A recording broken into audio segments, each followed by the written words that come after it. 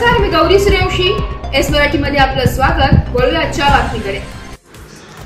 उपविभागीय कृषी अधिकारी अशोक दमाले, तालुका कृषी अधिकारी नाना भोये, मंडळ कृषी अधिकारी चेतन चव्हाण, उपकृषी अधिकारी योगेश पवार यांच्या मार्गदर्शनाखाली खरीप हंगाम पूर्व बैठक आयोजित करण्यात आली.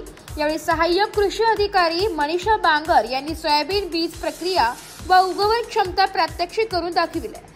यामध्ये रायझोबियम व पीएसपी या जीवाणू संवर्धकाची प्रत्येकी 250 ग्रॅम प्रति 10 किलो बियाण्यास पेरणीपूर्वी 3 तास अगोदर बीज प्रक्रिया करून बियाणे सावलीत वाळवावे. तसेच पेरणीपूर्वी प्रति किलो बियांना 3 ग्रॅम थायरमनची बुरशीजन्य रोगापासून संरक्षणासाठी बीज प्रक्रिया करावी. तसेच प्रति हेक्टरी बियाणे 70 किलोवरून 50 ते 55 किलो आणण्यासाठी सोयाबीन बियाणे टोकन पद्धतीने किंवा सरी बरंबा पद्धतीने बीबीएफ यंत्राच्या सहाय्याने पेरणी करण्याबाबत शेतकऱ्यांना मार्गदर्शन केले. तसेच पेरणीपूर्वी सोयाबीनची उगवण क्षमता व बीज प्रक्रिया करणे याबाबतचे प्रात्यक्षिक करून दाखविले. सोयाबीन बियाणाची उगवण क्षमता तपासणी करताना घरगुती किंवा कृषी सेवा केंद्रातून घेतलेल्या बॅगेमधून प्रत्येकी 100 बिया ओल्या पोत्यावर 10 बियाणाच्या 10 ओळी घेऊन व त्याची गुंडाळी करून सावली ठेवावी व आवश्यकतेनुसार सकाळी संध्याकाळ पाणी शिंपडावे व चौथ्या दिवशी बियाणाची उगवण क्षमता किती टक्के येते याची तपासणी करावी. सोयाबीन बियाण्याचे उगवण क्षमता चांगलीच म्हणजे 70 ते 75% असेल तर शिफारस केलेल्या मात्रानुसार प्रति हेक्टर 75 किलो बियाणे पेरणीसाठी वापरावी.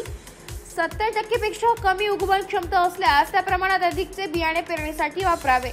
तसेच सोयाबीनची पेरणी करताना सलग 2 ते 3 दिवसात 75 ते 100 मिलीमीटर पाऊस किंवा सांज जमीन ओले झाल्यानंतर करावी.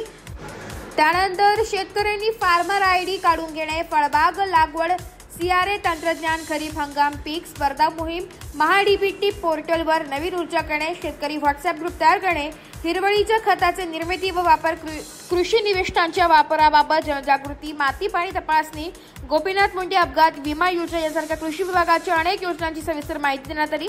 सर्व गावांमध्ये खरीप हंगाम मोहिमेला उत्स्फूर्त प्रतिसाद मिळत आहे. एस मराठी न्यूजसाठी संतोष कथार, दिंडोरी. अशाच नवीन ताज्या घडामोडी जाणून घेण्यासाठी आमच्या एस मराठी न्यूज चॅनलला लाईक करा, शेअर करा, सबस्क्राईब करा आणि बेल आयकॉनला क्लिक करायला विसरू नका.